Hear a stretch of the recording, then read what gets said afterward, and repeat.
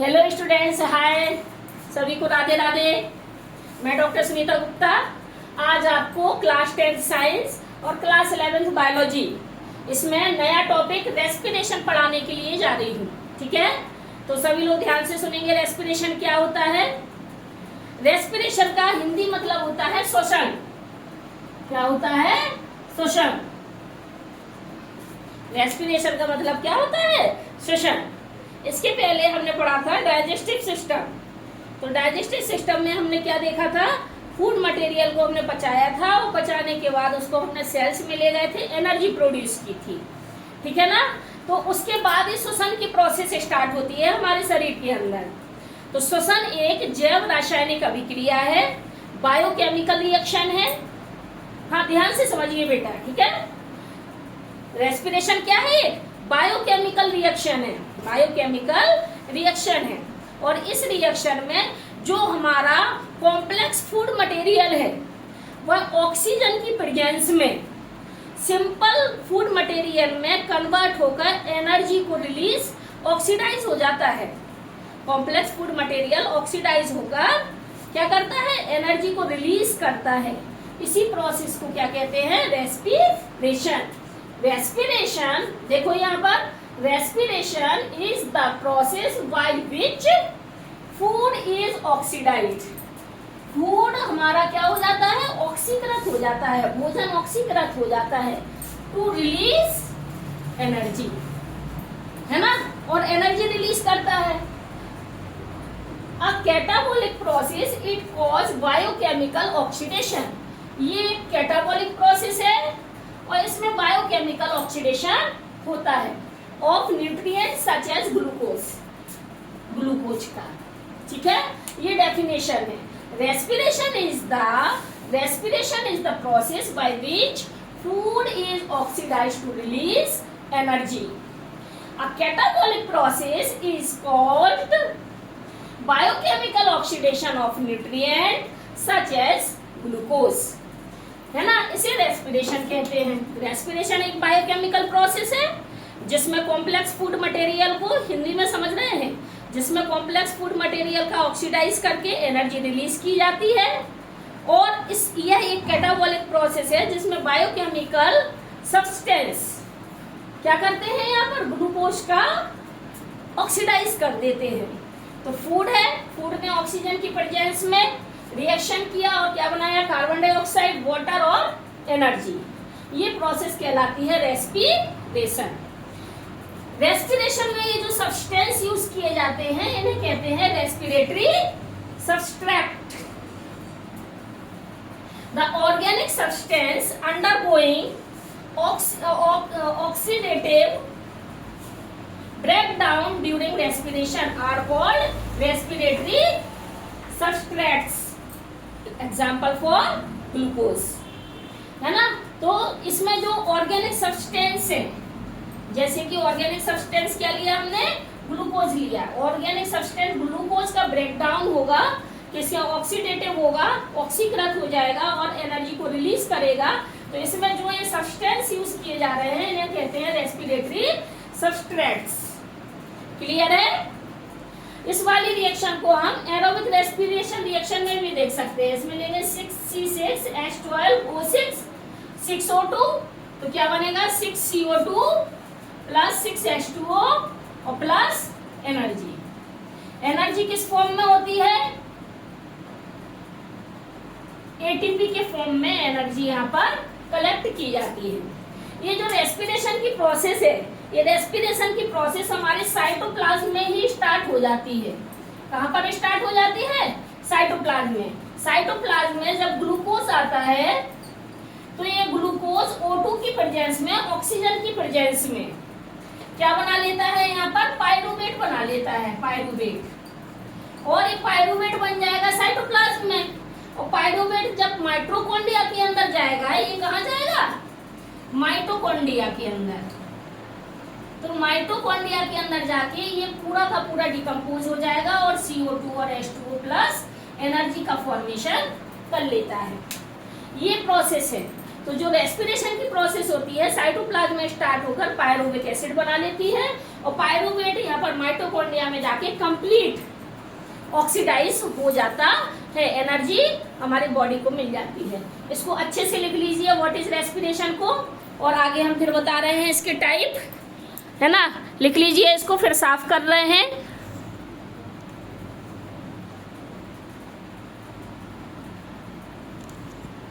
लिख लिया? ओके, ठीक है बेटा। अभी आपने क्या देखा था? रेस्पिरेशन। What is respiration? तो व्हाट इज रेस्पिरेशन आपको हमने बताया था। रेस्पिरेशन एक बायोकेमिकल प्रोसेस है जिसमें कॉम्प्लेक्स फूड मटेरियल को ऑक्सीडाइज करके एनर्जी को रिलीज किया जाता है, रेस्पिरेशन कहलाता है। अब देखेंगे टाइप ऑफ रेस्पिरेशन। तो टाइप ऑफ रेस्पिरेशन कितने टाइप का होता है? 2 टाइप का, एरोबिक रेस्पिरेशन और दूसरा होता है एनएरोबिक रेस्पिरेशन।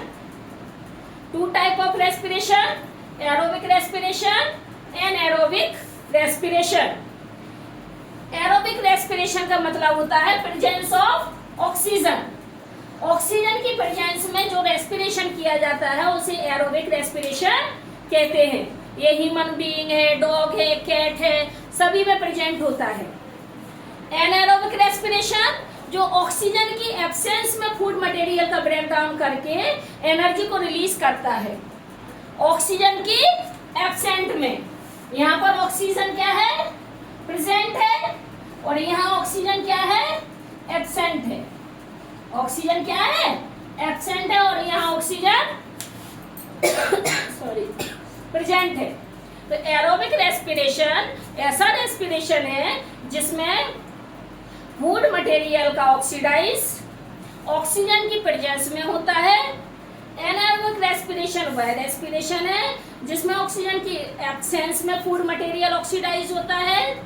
एरोबिक रेस्पिरेशन में ऊर्जा एनर्जी एटीपी के फॉर्म में ज्यादा बनती है, और एनएरोबिक में एनर्जी कम बनती है। एरोबिक रेस्पिरेशन डिफरेंशिएट बिटवीन भी है ये। एरोबिक रेस्पिरेशन में ग्लूकोज क्या करता है? पायरूवेट बनाएगा। कहाँ पे बनाएगा ये? In cytoplasm. इन साइटोप्लाज्म ये रिएक्शन हो रही है, ग्लूकोज साइटोप्लाज्म में गया और बनाया पायरूवेट और एनर्जी। अब पायरूवेट ने ऑक्सीजन के साथ क्रिया करके माइटोकॉन्ड्रिया, इन माइटोकॉन्ड्रिया, माइटोकॉन्ड्रिया में जाएगा और माइटोकॉन्ड्रिया में जाके कार्बन डाइऑक्साइड, वाटर और 38 एटीपी बनाएगा। यहाँ 2 एटीपी बनेगी, यहाँ 38 एटीपी बन जाती है। क्लियर है ना? तो इसमें डेफिनेशन क्या लिखेंगे? The process in which large amount of energy is released in the presence of oxygen। large amount of इस प्रोसेस में large amount of energy क्या होती है? रिलीज होती है break down of food substances, food substance के break down से। ये रिएक्शन है। एनारोबिक रेस्पिरेशन में क्या होता है? फूड मटेरियल के ब्रेक डाउन से small amount of energy release होती है, और इसमें ऑक्सीजन की एब्सेंस में रिएक्शन होती है। इसीलिए ये वाली रिएक्शन किसमें प्रेजेंट होती है? यीस्ट, बैक्टीरिया, ह्यूमन मसल्स में एनएरोबिक रेस्पिरेशन पाया जाता है। The respiratory process in which small amount, यहाँ क्या लिखा है? स्मॉल अमाउंट, और यहाँ क्या लिखा है? Large amount of energy, small amount of energy. और यहाँ क्या लिखा है? एब्सेंस ऑफ ऑक्सीजन, और यहाँ क्या लिखा है? Presence of oxygen. ठीक है ना? तो the respiratory process in which small amount of energy is released in the absence of oxygen from breakdown of food substance, it is called the anaerobic respiration. Anaerobic respiration present the example of yeast, bacteria, virus, human muscles, etc. Aerobic respiration present the humans, cat, dog, goat, buffaloes सभी में present होती है ना। जो लोग खाना पीना खाते चलते फिरते हैं, खाते पीते हैं, उनमें एरोबिक रेस्पिरेशन में जो फूड मटेरियल है वो ग्लूकोज, और ये जो रेस्पिरेशन की प्रोसेस है ये प्रोसेस बना बनाया फूड खाती है, प्लांट्स के द्वारा बनाएगी, है ना। और प्लांट्स जो फूड मटेरियल बनाएंगे या एनिमल को मार के खाएंगे तो बनाएंगे, तो पके पकाए को खाती है, खुद बना के नहीं करती। इसलिए इसमें एनर्जी का जो अमाउंट है वो प्लांट से कम हो जाता है, एनर्जी फ्लो में पड़ा हुआ है। तो ये है टाइप ऑफ रेस्पिरेशन। क्लियर हो गया बेटा? दोनों में डिफरेंशिएट बिटवीन भी पेपर में आते हैं, तो क्या लिखेंगे? Aerobic presence of oxygen, absence of oxygen, है ना। यहाँ पे क्या लिखेंगे? Release large amount of energy, यहाँ पे release small amount of energy. यहाँ क्या लिखेंगे? मेक 38 एटीपी रिलीज, यहाँ लिखेंगे 2 ATP release. Presence in human cat dog, presence in yeast bacteria और ह्यूमन मसल्स। इसको अच्छे से बेटा लिख लीजिए, फिर आगे बताते हैं।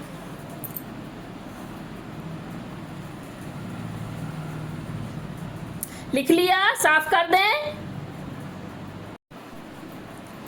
है ना। टाइप ऑफ रेस्पिरेशन में हमने 2 तरह के पढ़ लिए हैं, एरोबिक रेस्पिरेशन और एनएरोबिक रेस्पिरेशन। अब हम यहाँ पर जो एरोबिक और एनएरोबिक रेस्पिरेशन पढ़ा है, इसको हम डायग्राम के फॉर्म में देखेंगे। तो सबसे पहले ग्लूकोज है। ग्लूकोज कहाँ आया? साइटोप्लाज्म में। और ग्लूकोज का फॉर्मूला क्या होता है? C6H12O6। कार्बन कितने हैं? 6 कार्बन मॉलिक्यूल है। कितने कार्बन मॉलिक्यूल है? 6 कार्बन मॉलिक्यूल है। साइटोप्लाज्म में जाएगा तो क्या बनाएगा? ये 3 कार्बन मॉलिक्यूल पाइरुवेट बनाएगा और एनर्जी बनाएगा, है ना। 3 कार्बन पाइरुवेट मॉलिक्यूल बनाएगा, 3 कार्बन वाला कंपाउंड बनाएगा। यहाँ 6 कार्बन का कंपाउंड था, यहाँ पर पाइरुवेट के 2 मॉलिक्यूल बनते हैं एक साथ में, तो 3 दूनी 6। एक ग्लूकोज की प्रोसेस में 2 पाइरुवेट बनता है, तो यहाँ पर 3 कार्बन पाइरुवेट बनेंगे और एनर्जी निकलेगी। अब ये पाइरुवेट जो बना है, जब ये इसमें एल्कोहलिक फर्मेंटेशन होता है, एनएरोबिक रेस्पिरेशन होता है। एल्कोहलिक फर्मेंटेशन, एनएरोबिक रेस्पिरेशन किसमें पाया जाता है? ईस्ट में। तो ईस्ट में ये पाइरुवेट यहाँ पर इथेनॉल बनाएगा, 2 कार्बन का कंपाउंड होता है, और कार्बन डाइऑक्साइड बनाएगा और एनर्जी बनाएगा। ठीक है। जब पाइरुवेट जैसी साइटोप्लाज्म में जाएगा तो पाइरुवेट बनेगा। ग्लूकोज के एक मॉलिक्यूल से 2 मॉलिक्यूल और पाइरुवेट बनते हैं। और ईस्ट में हम क्या देख रहे हैं? ईस्ट में पाइरुवेट डिकम्पोज होकर, टूटकर, ब्रेक डाउन कर क्या बनाता है? इथेनॉल, कार्बन डाइऑक्साइड और एनर्जी बनाता है। एब्सेंस ऑफ ऑक्सीजन में। दूसरा हम क्या देख रहे हैं कि मसल्स, जो हमारी मसल्स होती है, ह्यूमन मसल्स है, इन मसल्स में ये पाइरुवेट से लैक ऑफ ऑक्सीजन प्रेजेंट है, लैक्टिक एसिड बनेगा और एनर्जी बनेगी। इसको कहते हैं एल्कोहलिक फर्मेंटेशन। क्या कहते हैं? फर्मेंटेशन। ये है एल्कोहलिक फर्मेंटेशन, और ये कहलाता है यहाँ पर मसल्स में लैक्टिक एसिड बना है तो इसको कहते हैं लैक्टिक एसिड फर्मेंटेशन।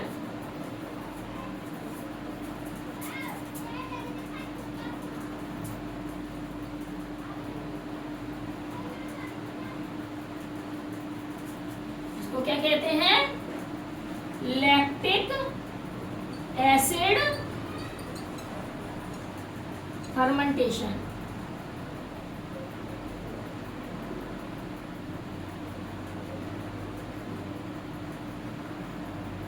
ये कहलाता है लैक्टिक एसिड फर्मेंटेशन।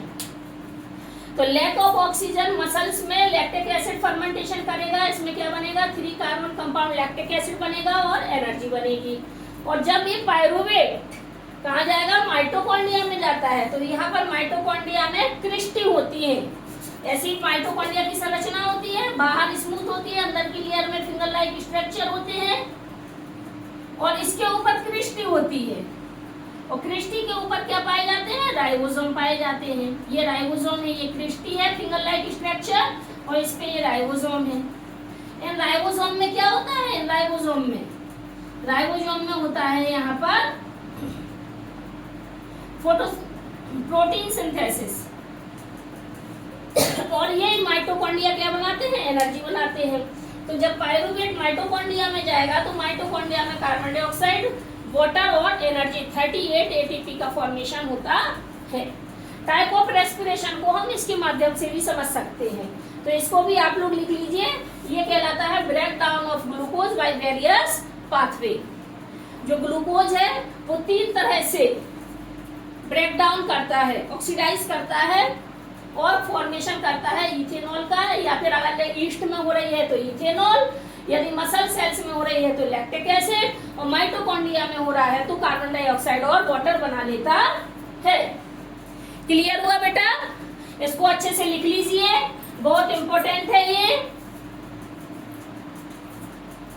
यहाँ पे